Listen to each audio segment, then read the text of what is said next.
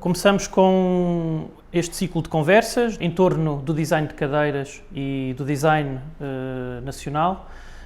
E primeiramente teremos à conversa Nuno Ladeiro, arquiteto e designer, com uma intervenção muito importante e relevante no panorama do design nacional, com uma série de objetos que acabam por ser incontornáveis na história e iniciava esta conversa neste ciclo que irá englobar outras figuras também elas importantes no panorama nacional.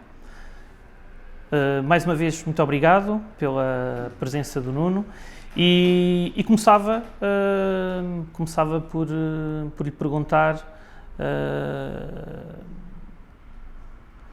pelo início, e o início tem a ver com a questão do berço, as nossas origens, as nossas referências, e percebe-se que o Nuno sempre viveu com a áurea do design em torno de si, não só com as questões afetivas familiares, mas também com a empresa do seu pai. Eu gostava que nos pudesse falar um pouco dessa relação com o design que acredito que tenha começado desde muito novo. Em primeiro lugar, obrigado pelo convite. É muito agradável estar aqui neste espaço, que é um espaço maravilhoso e o espaço indicado para se falar de design, porque a ROC é um bom exemplo de uma empresa que fez uma aposta forte no design, e eu acho que isso é assinalável, que as empresas apostem no design. Esse ambiente que eu vivi foi um pouco assim também, foi um ambiente curiosamente de evolução, porque a loja que foi criada, no fundo, fazia parte da marca que mais tarde veio a ser conhecida como Dimensão, inicialmente até se chamava Dimensão Móveis, curiosamente até era uma loja de mobiliário clássico. Minha mãe teve um papel aí extraordinário na renovação e modernização, e só mais tarde é que o meu pai se juntou. O meu pai é empresário e vinha do setor bancário e se juntou à minha mãe para então dinamizar aquela que foi talvez a primeira empresa em Portugal a fazer a democratização do design, porque o design já existia, vendia-se pontualmente em pequenos espaços comerciais, mas a Dimensão teve o papel importante de ter feito essa comercialização em larga escala. Esse foi o universo onde eu vivi, foi um universo de evolução. Portanto, curiosamente, lembro-me ainda de miúdo, tenho ainda algumas memórias daquilo que foi o princípio da empresa e aquilo que era o mobiliário, até inclusivamente que a minha mãe e o meu pai tinham em casa, e que era um mobiliário clássico, curiosamente, mas foi mudando e a modernidade foi entrando, e na altura, obviamente, eu ficava muito curioso porque coexistiam dentro do espaço da nossa casa esse mobiliário mais moderno e o mobiliário mais clássico. Talvez isso, obviamente, me tenha despertado muito para o tema do design, para a estética e para a importância da estética. Os meus pais viajavam também muito e, portanto, essas viagens foram importantes também no sentido de tomarem conhecimento daquilo que se estava a fazer de mais moderno noutros países, nomeadamente na Itália, mas também nos países nórdicos. E quando regressavam dessas viagens havia sempre uma evolução, uma introdução, uma maior modernidade. E todo esse contexto fez com que eu também despertasse um pouco para o tema do design, mas mais do que isso, o caráter prático do design. Eu acho que esse ponto também é fundamental, porque essa modernidade do design, principalmente aquela que se viveu na transição da década de 70 para 80 e depois da década de 90, ela faz-se não só por objetos que são protagonistas, mas objetos também de caráter prático. De tal maneira que nessa mesma evolução da empresa, digamos assim, o meu pai sempre na sua dinâmica, e é uma pessoa que nunca estava parado, estava sempre numa perspectiva de evolução, dinamização. A determinada altura decidiu até abrir uma outra empresa que se chamou Kit Market, que foi muito importante em Portugal na época, um pouco inspirada na IKEA, não a IKEA de hoje, mas a IKEA de outros tempos, e era uma marca dirigida principalmente para a camada mais jovem, que não tinha capacidade financeira, que tinham normalmente casas pequenas e que precisavam de objetos modernos, mas extremamente práticos. Eu recordo-me de andar com o meu pai, sempre, porque os meus pais envolviam-nos muito, a mim e à minha irmã, na sua vida profissional e, portanto, nós, sempre que viajávamos digamos, podia ser até para ir fazer ski à Serra Nevada ou outro lugar qualquer, no meio havia sempre uma visita a uma loja nova que abria numa cidade por onde passávamos, se parávamos em Sevilha no caminho, ou se íamos para o outro lado, parávamos em Madrid, ou até se fazíamos viagens de turismo a Itália e outros lugares, elas eram sempre conjugadas com visitas no âmbito do design, vamos assim dizer. E, portanto, essa preocupação de criar um espaço comercial com objetos extremamente práticos fez parte também desse percurso e é normal que me tivesse influenciado o lado prático do objeto, da peça de mobiliário e obviamente que me conduziu mais tarde também para a arquitetura. Não é? Pois, era isso que eu ia aproveitar para lhe perguntar, com esse ambiente tão forte e tão direcionado para o design, como é que depois o Nuno acaba por iniciar a sua formação na arquitetura, que acaba por ter os seus pontos de ligação, naturalmente, a sua correlação com o que é o desenho, o que é o projeto, no fundo só mais tarde fazer uma formação mais académica, um mestrado em design mais tarde. Gostava que conseguimos perceber um bocadinho melhor essa não vou dizer ambiguidade, mas essa questão de alguém que fez um percurso tão forte no ambiente familiar, com essa direção do design, depois, quando tem a oportunidade, acaba por enverdar pela arquitetura em primeiro lugar. É preciso ver que quando eu entrei em arquitetura foi no final da década de 80 e a década de 80 nós sabemos que o design estava a dar os primeiros passos em Portugal. E não há dúvida nenhuma que da parte da sociedade existia uma grande incompreensão relativamente ao que era o design. Aquilo que se fazia, nós não podemos chamar design, mas era design, objetos de autor, na maioria dos casos, era mobiliário desenhado por arquitetos, muitas vezes direcionado para espaços arquitetónicos que eles próprios idealizavam, e portanto não se pode dizer que isso era design. O design, na sua ótica industrial, é realizar qualquer coisa, um objeto, que pode ser produzido a larga escala, comercializado em diferentes continentes, em diferentes países, e isso não acontecia em Portugal.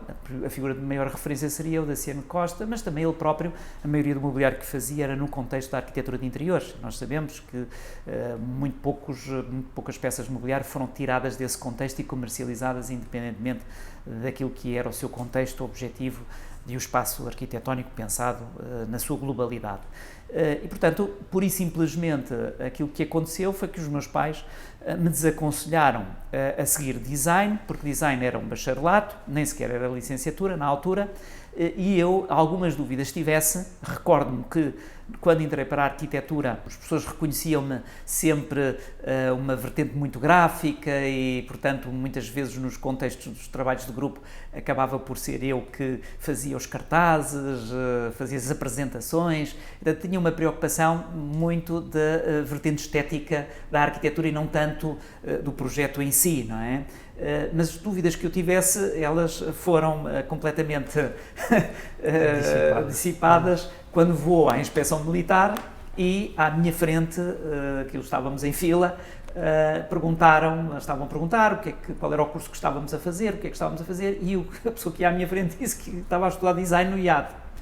E, portanto, lá o militar perguntou: oh, chefe, está aqui um militar a dizer uma coisa que eu não sei o que é. Epá, não temos essa denominação na ficha, havia uma ficha para preencher.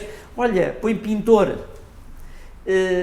E isto parece que naquele momento é um sinal foi um sinal exatamente de que não seria contexto. O caminho certo. Quando eu corri ao risco de tirar um curso que depois dificilmente conseguia viabilizá-lo, muito dificilmente conseguiria seguir o meu próprio caminho se o quisesse fazer, não é? Então segui por arquitetura. E depois da arquitetura, naturalmente há aí um processo de amadurecimento e de percepção também dessa conjuntura, o que leva depois, mais tarde, a Itália a consolidar, vá lá, essa formação.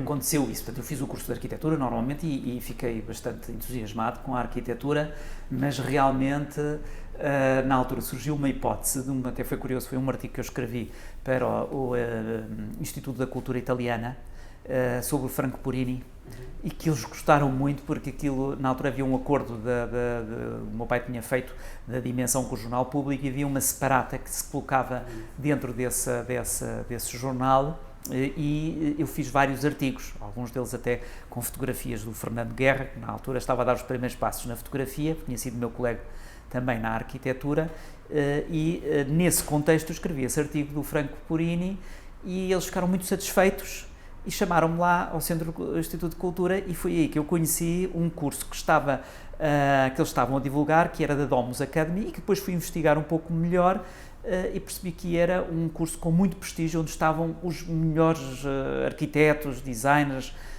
italianos, alguns deles já falecidos, mas estamos a falar de nomes importantes, onde agora morreu o Enzo Mari, era um dos que também ministrava aulas, mas muitos outros, o Alessandro Mendini e então André Branzi, assim ainda é vivo, e eu entusiasmei-me com isso, comentei isso com os meus pais em casa e então decidimos que era uma boa opção fazer logo imediatamente a seguir ao curso de arquitetura essa especialização em design.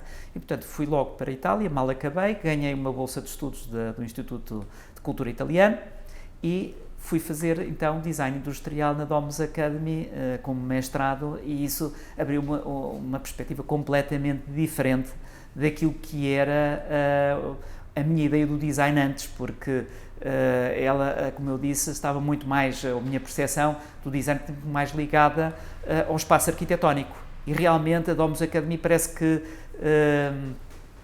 digamos, tirou-me essa ideia da cabeça, mas mais do que isso abriu-me os horizontes e o design era muito mais abrangente e começarmos a pensar os objetos independentemente do espaço para onde eles são inseridos, não é? Mas mais do que isso, aquilo que eu achei curioso na Domus Academy foi o sentido de liberdade que nós não tínhamos na arquitetura e que o design tem. No entanto, numa visita do arquiteto Trofa Real, que tinha sido meu professor no último ano em arquitetura, que ele fez a Itália, que combinou comigo nos encontrarmos, e eu entretanto fomos dar um passeio até a Bolonha, passamos um dia todo em conjunto, a visitar galerias, etc. Ele disse-me que tinha portanto tinha havido um concurso para a Expo 98, onde ele tinha sido selecionado para fazer o plano pormenor 3 e disse-me, eu gostava muito de te ter na equipa quando acabasses o curso. E eu perguntei-lhe, mas eu estou aqui a fazer uma especialização de design, é isso mesmo que eu quero, porque eu acho que o urbanismo, disse-me ele na altura, está muito próximo do design. E deu-me até o exemplo, olha, vê, grande parte dos teus professores, e no caso do André Branzi, concluíram todos o curso em urbanismo e curiosamente são todos designers. E, portanto, a escala urbana, o design, o mobiliário urbano, é para ser pensado por quem tem conhecimentos ao nível do design, diz isso ele. E realmente aconteceu isso. Quando regressei, acabei a Domus Academy, ele chamou-me ao ateliê e nomeou-me então diretor do plano, tinha acabado de começar a fazer o projeto e pronto, e foi muito interessante porque a problemática do mobiliário urbano, do desenho urbano, eu percebi que está muito próxima porque nós temos que pensar os espaços urbanos não para uma pessoa em específico ou uma coletividade, mas sim para um maior número de pessoas e o mais diversificado, não é? Eu gostava de perceber um pouco melhor, até porque o Nuno acaba por ser uma figura particular face ao ecletismo da formação que foi adquirindo ao longo do seu percurso profissional, até porque vamos lá, essa relação inicial no ambiente familiar com a lógica comercial, não é? da venda do produto, porque é esse também o fim do design. Depois a formação académica a nível da arquitetura que lhe permite dar esse salto no desenho e na representação em outras escalas. E depois, mais tarde, esse outro lado, esse virar de página na formação académica em Itália, de algum modo permitiu-lhe dar, e tal como eu referi, essa percepção eclética do desenho e do projeto, do objeto. Seria interessante nós percebermos a leitura que tem sobre estas diferenças entre não só a questão da escala, mas também a atitude projetual perante o produto que que tem pela frente, o desafio que tem pela frente a nível do design. Eu acho que essa especificidade é importante. Hoje em dia há uma especialidade, não é? Seguem-se muitas vezes cursos onde as pessoas se especializam em determinados campos e o design depois em si, independentemente da arquitetura, tem depois imensos campos de especificidade, dos transportes, eu sei lá, portanto há uma série de campos diferentes. Aliás, é curioso até olhar muitas vezes para designers que desenham mobiliário e outros que desenham automóveis e ver como é que não só os de design mobiliário não conseguem desenhar bons automóveis e vice-versa, e quando fazem experiências que nós às vezes temos possibilidade de as ver, são coisas horríveis, normalmente não resultam bem. Mas uma coisa é olhar para um mobiliário, uma peça de mobiliário com um sentido aerodinâmico e depois um carro que se calhar tem na sua forma, uma forma estática que não dá essa sensação de movimento, e nós vemos muitas vezes esses exercícios a resultarem mal, como também um artista plástico, muitas vezes quando se mete no campo do design e cria coisas que depois de um ponto de vista da sua funcionalidade e praticidade não são eficazes, não é? Portanto, eu acredito que a especialidade é importante, mas também acredito que a arquitetura deve ser mais abrangente do que aquilo que é. Hoje em dia, na minha opinião, tem-se evoluído muito para uma arquitetura também demasiadamente virada apenas para a construção, e muitas vezes os arquitetos descuram a componente, portanto, do design, ou por vezes, quando a fazem, não a fazem de uma forma correta porque criam muitas vezes peças de mobiliário, até em continuidade com a arquitetura, que na verdade também, depois no seu sentido prático e funcional, pecam muito e não resultam. Eu acho que os arquitetos pioneiros do movimento moderno tiveram uma abordagem muito completa ao espaço arquitetónico. E isso vê-se claramente na maneira como eles pensavam a cidade, pensavam a arquitetura, pensavam depois o mobiliário, e não pensavam o mobiliário, e essa é a particularidade da Bauhaus, apenas como uma continuidade da arquitetura, mas sim como uma arquitetura em si, como é o objeto arquitetónico, mas é um objeto pensado para a escala humana, porque esse princípio é fundamental, não é? Esse princípio da arquitetura que, no fundo, ela existe para receber o homem, e o espaço interior é adaptado ao homem. A verdade é que quando as pessoas entram dentro de uma casa, seja ela qual for, um espaço arquitetónico, muitas vezes quando estabelecem essa relação é quando tocam no puxador da porta, quando entram dentro de um determinado espaço e têm uma determinada peça de mobiliário, têm um sofá, um cadeirão onde elas se sentam, e elas sentem verdadeiramente a dimensão da escala arquitetónica. Se esse espaço estiver vazio, elas não têm essa percepção. Portanto, a arquitetura, ela acaba na peça de mobiliário.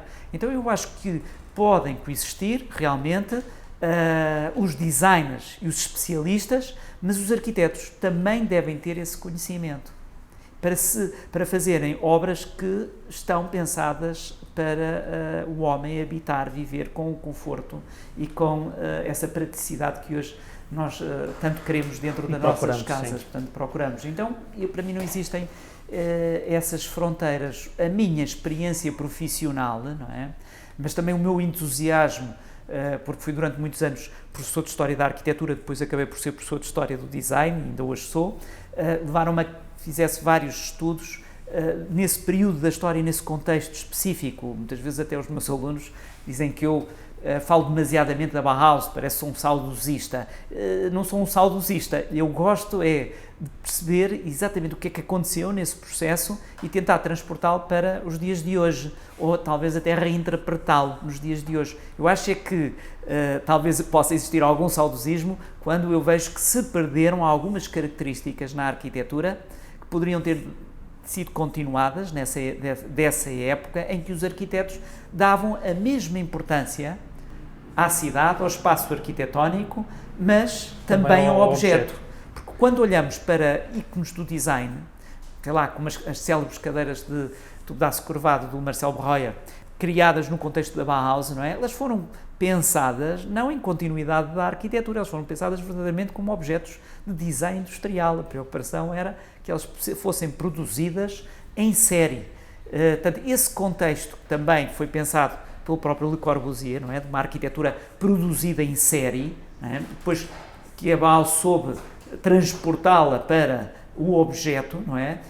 À escala humana, foi extremamente importante. Esse arranque na história e no desenvolvimento do design é sem dúvida, e a Bauhaus é provavelmente o verdadeiro motor de transição destes processos do design e a dada altura o Nuno refere um termo que eu acho que é muito interessante e gostava de o agarrar, que era essa questão da reinterpretação e o modo como, e é a leitura que eu faço, na sua obra de design, o modo como é um conceito que está sempre, é recorrente, isto é, o olhar para o passado, para as memórias e cozinhá-las, vá lá, com uma contemporaneidade, com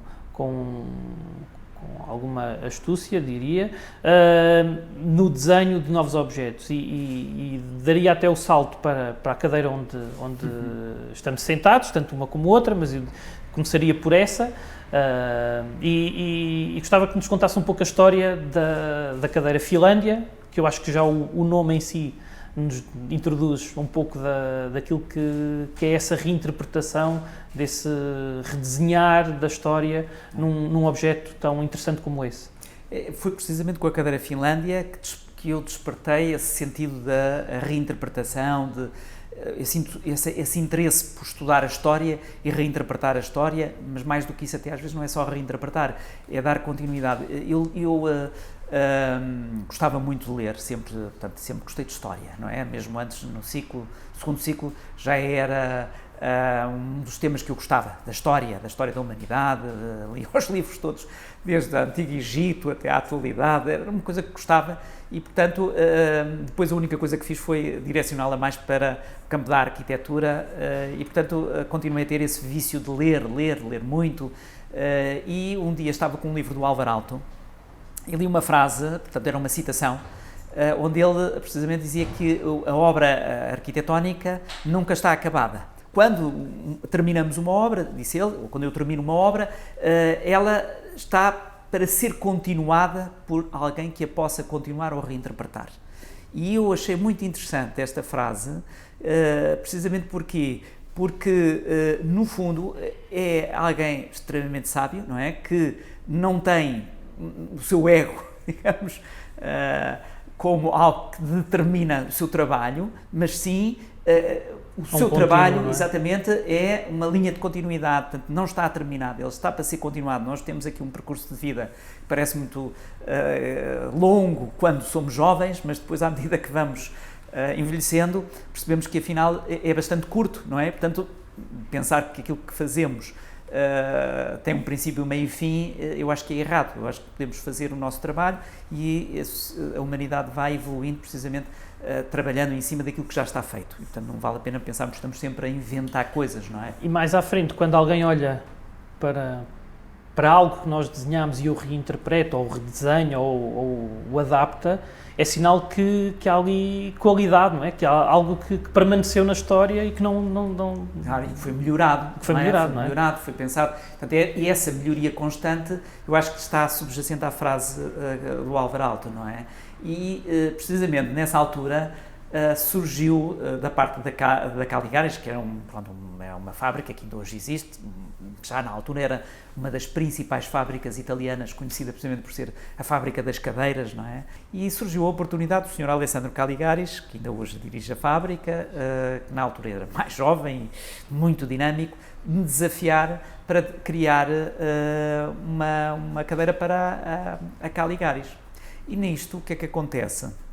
Nessa altura, porque o meu entusiasmo por Álvaro Aalto era muito grande e porque centrava as minhas leituras, decidi olhar melhor para o trabalho do Álvaro Aalto e nessa perspectiva de poder dar continuidade, porque senti uma grande liberdade, portanto, quase como se ele fosse vivo e me dissesse, continua o meu trabalho porque ele não está terminado e eu não estarei ofendido por isso, não é?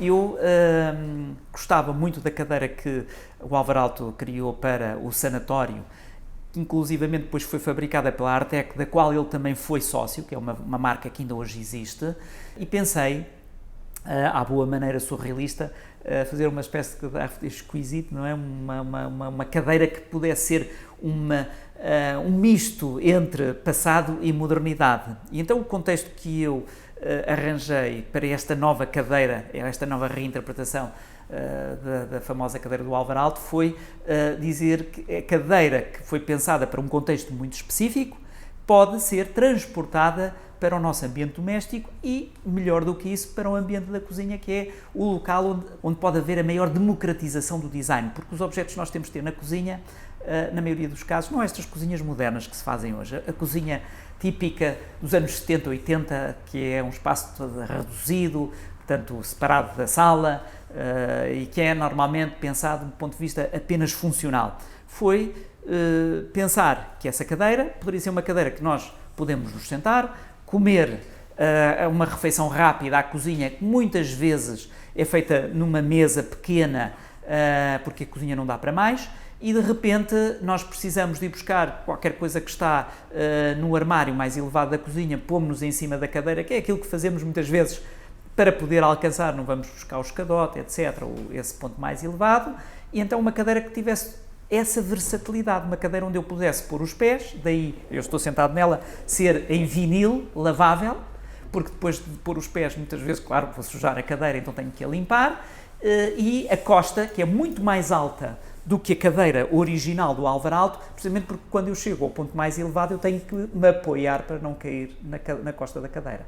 E, portanto, estes foram os princípios fundamentais, foi pensar um pouco quase como Almada Negreiros, vira-se de andas de cabeça para o ar e temos uma coisa completamente diferente. Então foi um pouco virar aí também há a cadeira ao contrário. Uma introdução também de novos materiais. Exatamente. Não é? É preciso ver que a cadeira ela é pensada, portanto, ainda no final da década de 90, onde estava ainda muito presente o trabalho do Philip Stark, e a obra do Philip Stark, extremamente enigmática, que era denominava, portanto, praticamente dominava o nosso pensamento.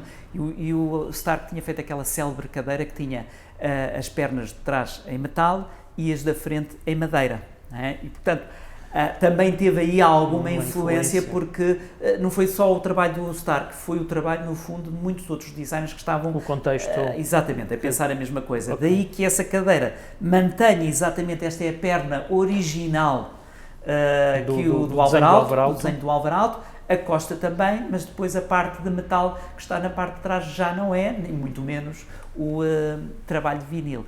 Aliás, há uma peripécia muito engraçada que eu acho que vale a pena contar, é que a determinada altura fez-se uma exposição para a apresentação da cadeira e convidamos a Embaixada da Finlândia para ir à exposição. E a embaixadora ficou muito chocada, porque para ela era uma coisa estar a transformar aquilo que era um símbolo, a desconstruir um símbolo do design finlandês. Então olhou com uma cara, portanto,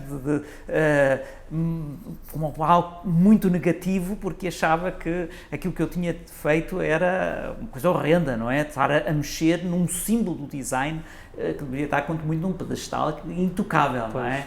E, portanto, não gostou. Eu acho muito interessante esta cadeira Finlândia, até porque à data em que ela aparece, nós olhando para outros exemplos do design nacional, facilmente os conseguimos datar. E neste caso em particular, mesmo com a introdução de novos elementos, novos materiais, que eventualmente poderia ocorrer essa datação, de contextualização naquele período temporal, não acontece, e passado este tempo todo, hoje seria uma cadeira facilmente num escaparate do IKEA ou de uma outra multinacional de mobiliário, e isso acho relevante, o modo como esta constância do desenho que demonstra, no meu entender, qualidade naquilo que foi desenvolvido, apesar desse risco, não é? Porque esse novo desenho perante um objeto tão estável, tão reconhecidamente iconográfico, não é? Não só para o contexto escandinavo, mas também quase europeu, torna esse ato arriscado muito, muito interessante. Então reportava-me agora para a cadeira onde estou sentado, a nova portuguesa. E pronto, e pedi-lhe aqui um contexto sobre esta cadeira que muitos de nós irão reconhecer em contexto da Expo de 98, e pronto, e perceber um pouco a história deste objeto. Portanto, a autoria dessa cadeira é minha e da minha irmã, da Helena Ladeiro. Portanto, fizemos o trabalho em conjunto e, na altura, quando fizemos esse trabalho, foi também a propósito de um concurso que houve na Expo 98, do mobiliário, para a Expo 98. Nós ficamos bem classificados, estava o Pedro Silva Dias também e outros autores, o Carrilho da Graça, com o mobiliário que acabou por ficar a nível do mobiliário urbano, e nós criamos essa cadeira precisamente para as esplanadas portuguesas. Na altura, aquilo que a Expo queria era uma cadeira para exterior e uma cadeira para interior, para os restaurantes, para terem mais qualidade, etc., e que fosse identitária, mas não falou minimamente na cadeira portuguesa. A cadeira portuguesa até inclusivamente das esplanadas, na altura estava em declínio, mas houve um artigo muito interessante que foi publicado nos cadernos de design do Sena da Silva, onde ele alertava para a importância da cadeira a propósito da construção do Centro Cultural de Belém, que foi, na altura, até o próprio Gregotti, o arquiteto italiano que foi autor do edifício, que se entusiasmou com a cadeira porque sentou-se numa esplanada em Lisboa e ficou impressionado com a qualidade a nível de conforto da cadeira, o seu caráter identitário, e disse ao Daciano Costa, que na altura estava a fazer os interiores, que queria ver essa cadeira lá na esplanada, e o Sena da Silva reportou isso, e eu interessei-me pelo tema, e como disse anteriormente, já gostava muito de tudo aquilo que tinha a ver com o período da Bauhaus, não encontrei nada de teórico escrito sobre a cadeira, por isso simplesmente o Sena da Silva fazia o registro, mas nada encontrei, e obviamente olhando para a cadeira portuguesa, que também é em tubo de aço curvado, comecei a tentar perceber a relação que poderia existir com a Bauhaus, e foi aí que comecei a fazer estudos, inicialmente até em conjunto com a minha irmã, estudos sobre de onde é que poderia vir a origem da cadeira, mas a cadeira vinha sempre reportada a um senhor Gonçalo, a um metalúrgico. Eu acho que até era, tudo aquilo que se escrevia sobre a cadeira era redutor, que era resumir o design a um metalúrgico que se calhar analfabeto, mas que não dizia isto propriamente, mas que com poucos conhecimentos, o Gonçalo, e que lá foi torneando o tubo e deu por sorte com aquilo. A cadeira era posta nesse sentido, eu achei sempre, nunca quis acreditar nessa história, muito sinceramente. Primeiro o Sr. Gonçalo, nunca o conheci, se ele foi ou não também um dos que deu impulso à cadeira, não há dúvida nenhuma que foi. Se o fez de uma forma quase casuística, não acredito nisso, acredito que houve sim uma reinterpretação daquilo que foi o trabalho extraordinário feito na Bauhaus em torno do tubo de aço curvado e que acabou por contaminar todo o mundo, e em todo o mundo vamos encontrar peças de mobiliário, algumas delas se calhar feitas localmente e que são também desenvolvimentos do tubo de aço curvado e que teve a sua origem ali na Bauhaus. A cadeira portuguesa provavelmente terá tido também um percurso a esse nível e, portanto, quando eu olhei para aquele artigo do Sena da Silva, eu achei-o extremamente redutor e, portanto, achei que não poderia ser. E disse para mim mesmo, isto é uma cadeira que, pelo contrário, deve ser enaltecida, deve ser desenvolvida, e pensei, na altura comentei isto até com a minha irmã, que é, porque é que nós andamos sempre a olhar para tudo o que se faz lá fora e não olhamos mais para o que temos cá. E então decidimos propor uma fábrica italiana com a qual nós já estávamos a trabalhar, que era a Icami, já não existe, que era uma fábrica muito evoluída ao nível do trabalho com o alumínio, e portanto decidimos propor-lhes a eles fazerem alumínio, porque quando tentamos em Portugal, na altura contactamos a Arcalo disse-nos logo que era impossível fazer em tubo de alumínio. Aliás, até nos disseram uma coisa que eu achei na altura aberrante, que era, a única hipótese era pôr um tubo de aço dentro do tubo de alumínio. Ora, isso não tinha sentido nenhum. Portanto, para a cadeira parecer em alumínio, mas ser feita em aço, porque na altura a cadeira era não tinha resistência. Pois, a tecnologia que eventualmente sim.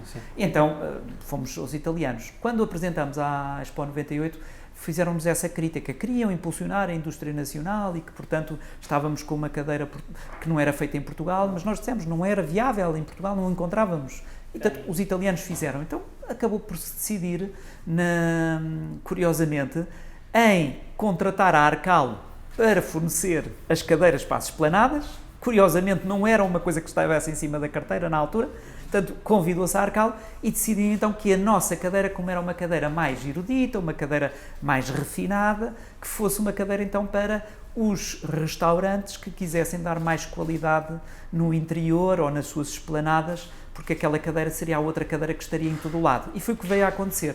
É aquilo que estamos a falar, a cadeira Gonçalo, ela tem um braço mais comprido, não é? Exatamente.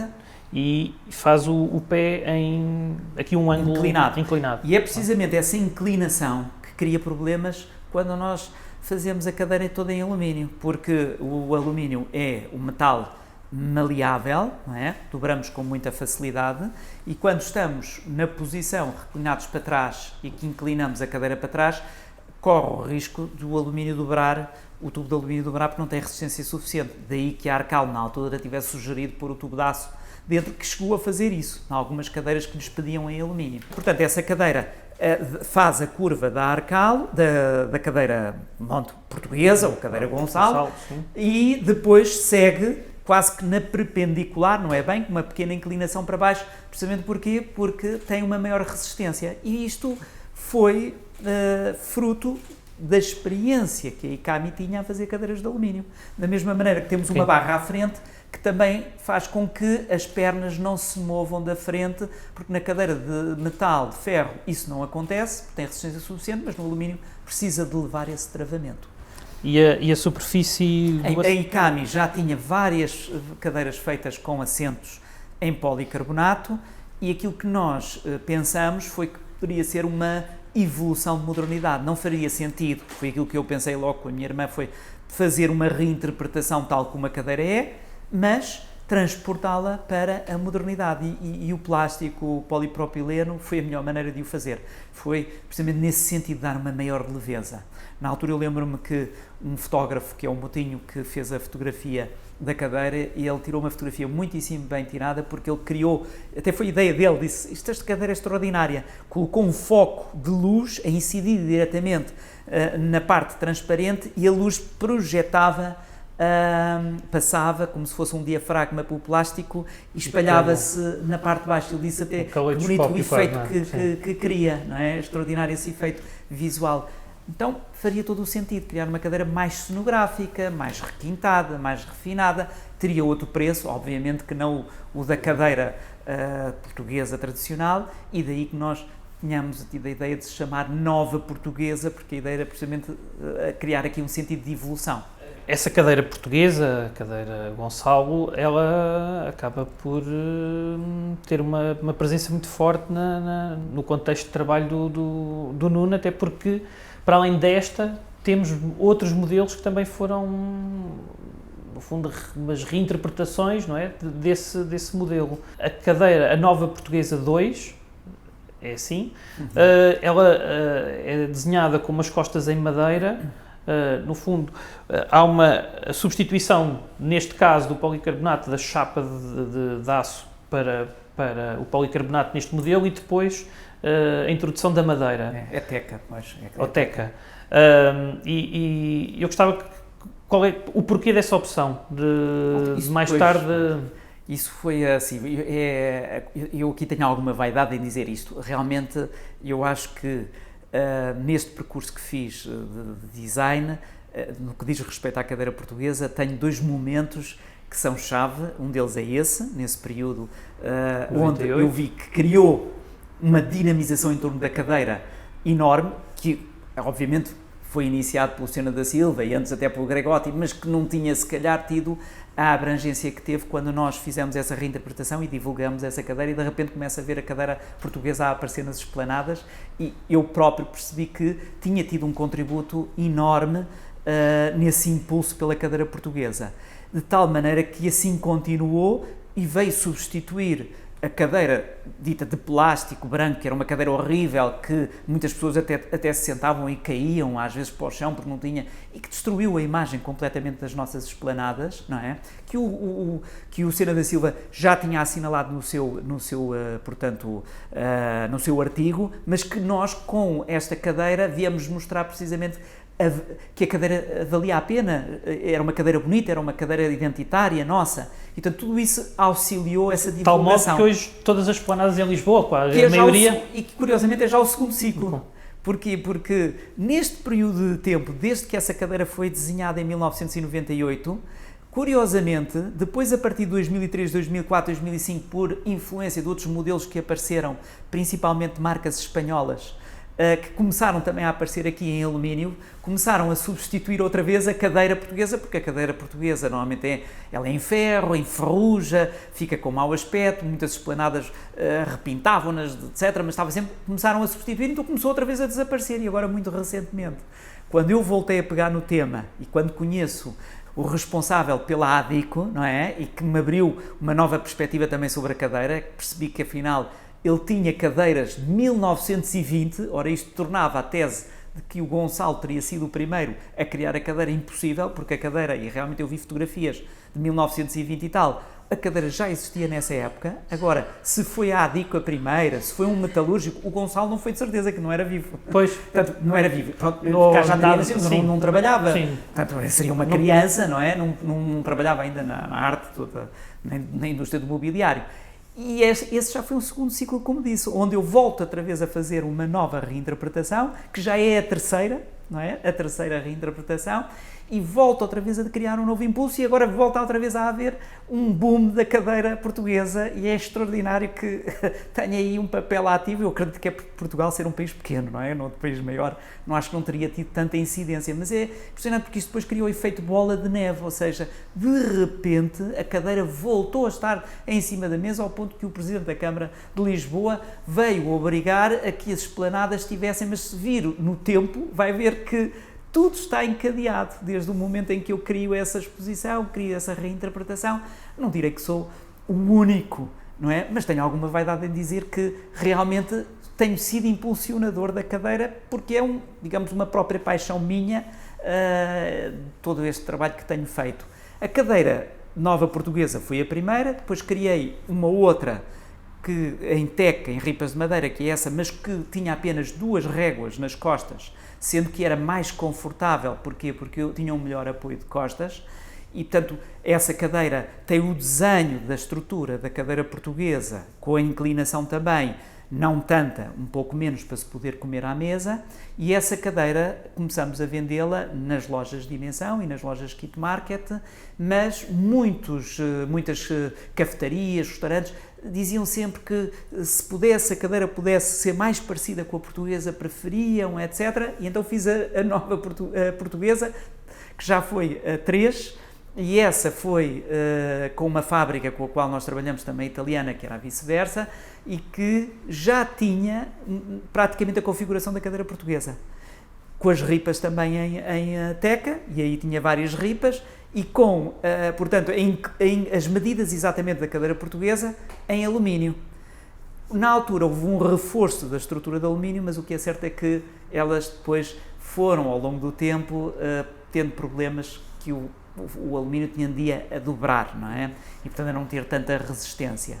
Agora, muito recentemente, estamos a falar há cerca de 6, 7 anos, em que fiz novamente um redesign da cadeira portuguesa, apresentei também uma marca estrangeira, conheci na altura, portanto, o Miguel, responsável pela ADICO, e percebi que a história era diferente, entusiasmei-me novamente com a temática, fiz várias exposições de norte a sul. Aliás, foi muito interessante, a exposição tornou-se itinerante, onde convidei vários autores, estamos a falar de arquitetos, designers, pintores, alguns até pessoas que nem sequer eram da área dos domínios do design ou da arte, mas que também foram convidadas a intervir na cadeira e a fazer uma intervenção de caráter artístico, não de design, mas que pudesse relevar o papel e a importância da cadeira na sociedade portuguesa. E essas exposições, a primeira foi em Cascais, depois houve outra no Porto, houve outra também no Algarve, foram mostrando nos diferentes locais do país as diferentes opiniões. Os olhares, não é? Os olhares sobre aquele objeto. E onde, curiosamente, essa exposição esteve presente, bateu recordes de visitantes. Porque as pessoas sentiam-se próximas.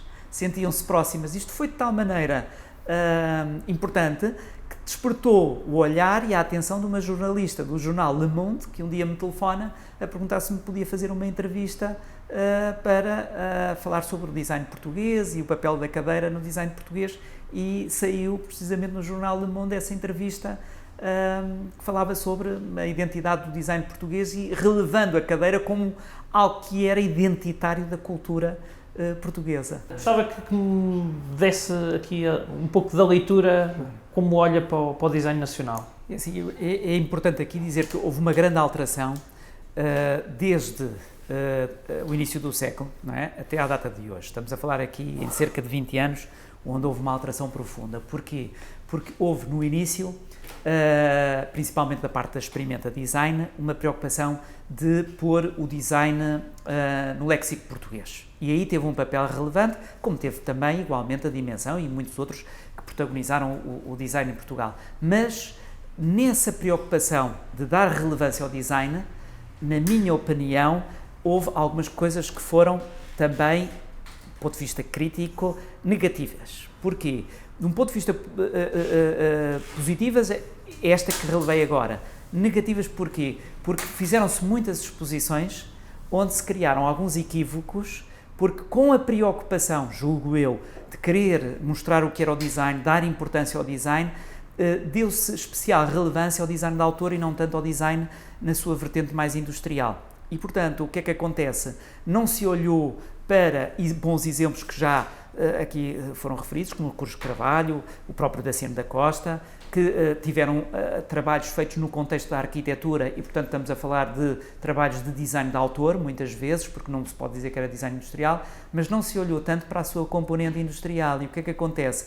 Verificamos que, nesse período, que poderia ser um período de grande impulso no campo do design, mas na ótica industrial, marcou-se passo, mostrando maioritariamente objetos de autor. E aí o MUD, o Museu de Design, podia ter tido um papel importante também, da mesma maneira que teve uma ação muito positiva na divulgação do design, também relevou muito mais a componente do design de autor, não só nos objetos que apresentava de autores portugueses, como mesmo a nível internacional, criando, muitas vezes, na minha opinião, a ideia errada de que esses objetos que aparecem muitas vezes, que são objetos que foram pensados num contexto muito específico, às vezes até de caráter quase que artístico, que são os objetos de design, mas depois encontrando neles deficiências ao nível da sua praticidade, ao nível da sua viabilidade industrial, etc.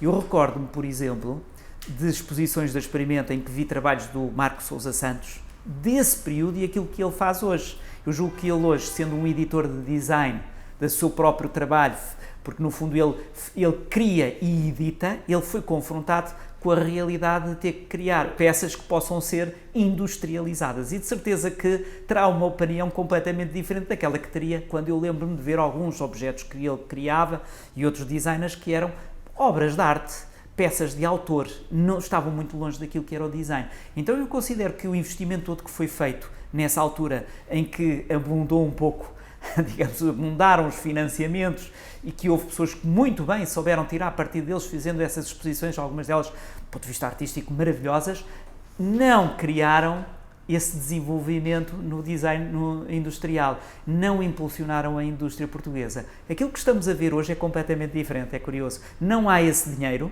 não há esse financiamento que houve noutros tempos e são os próprios designers que, tal como está a acontecer noutros países, estão a olhar para as redes sociais da mesma maneira que se calhar o Trump também diz que usa o Twitter porque a comunicação social não lhe dá importância então, e ele usa aquilo como meio direto, não é? Direto, e hoje tem um poder enorme e estão a fazer exatamente o mesmo, que é comunicar o seu design diretamente com o consumidor e com a indústria. Porque o industrial não ia ver estas exposições artísticas, ele não percebia, ele olhava para aquilo e dizia era muito bonito, mas industrialmente não era execuível, não era economicamente viável. Exatamente. Então eles estão a ver isso e estão a ter outra ideia completamente diferente. Que vejo o MUD fechado, muito sinceramente, espero e eu acredito que quando reabrir, que será numa perspectiva completamente diferente, que é saber explicar às pessoas o que é design de autor e o que é verdadeiramente o design industrial. Mostrar algumas peças extraordinárias que se fizeram, como aquele célebre ovo do Pedro Silva Dias e outras coisas que são, até eu próprio também fiz algumas de design de autor e que são peças que podem ser apresentadas como de design de autor, mas numa vertente artística, não é? E depois mostrar as outras, que se calhar muitas vezes são até anónimas, porque muitas vezes sentamos em cadeiras, sentamos em objetos e depois vimos a saber mais tarde que aquilo, afinal de contas, até teve uma pessoa que pensou e que até é português.